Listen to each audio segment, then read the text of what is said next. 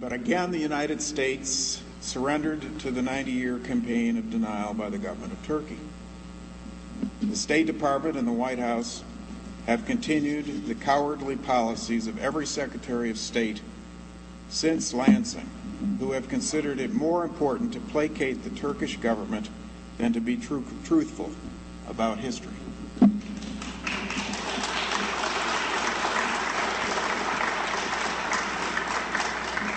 The tactics of genocide denial are predictable, and the Turkish government has used them all.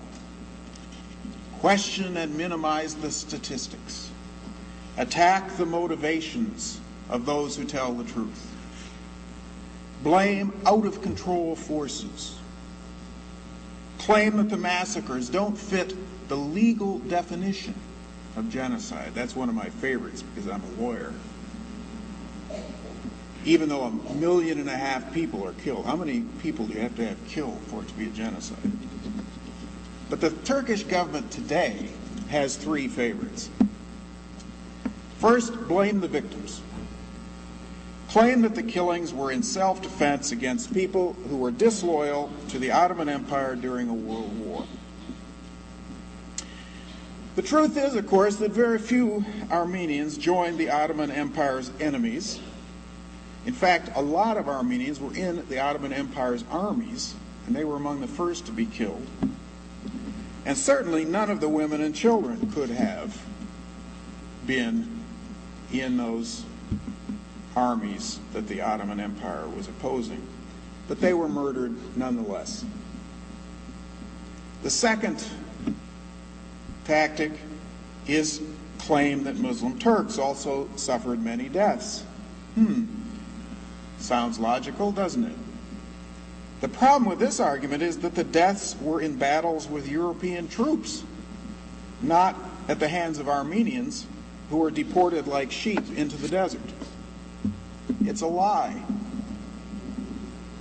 And finally, claim that the deaths were inadvertent, due to lack of food and water, not due to intentional destruction. The falsehood of this claim is amply proven by these eyewitnesses and by American consular officers, missionaries, and most tellingly, perhaps, in the archives of the Ottoman Empire's own allies, Germany and Austria-Hungary. Right here in our national archives, we got 40,000 pages of evidence. And we also have the records of the Ottoman courts-martials of 1918 and 1920. This was not simply a byproduct of deportation. This was mass murder intended by starvation. So why can't a resolution that tells the truth about the Armenian Genocide pass Congress? And here we run into two more tactics of denial that apply to us.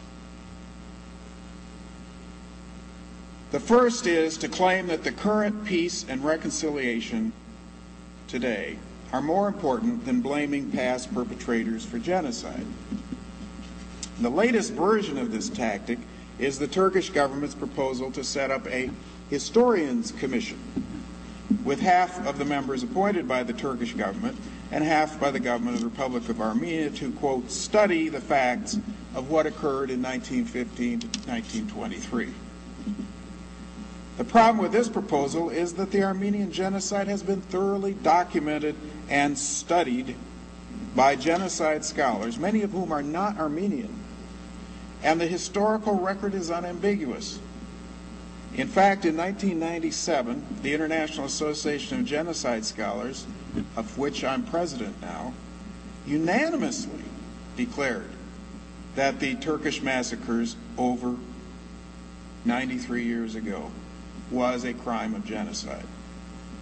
So a commission of historians would only serve the interests of Turkish genocide deniers.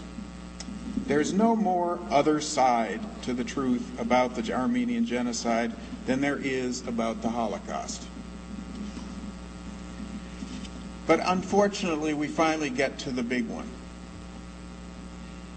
don't tell the truth, because to do so would not be in current U.S. political, economic, and military interests. The U.S. has a huge air base in Turkey that we need for our wars in Iraq and Afghanistan. The Turks have threatened to close that base, cancel purchases of American military equipment, boycott American goods, and even pass their own resolution, get this, condemning 19th century U.S. government massacres of Native Americans. Actually, I think that's a good idea. In fact, a number of U.S. congressmen and senators have beaten them to it by years and have already introduced such resolutions about our treatment of Native Americans, and those resolutions should also be passed.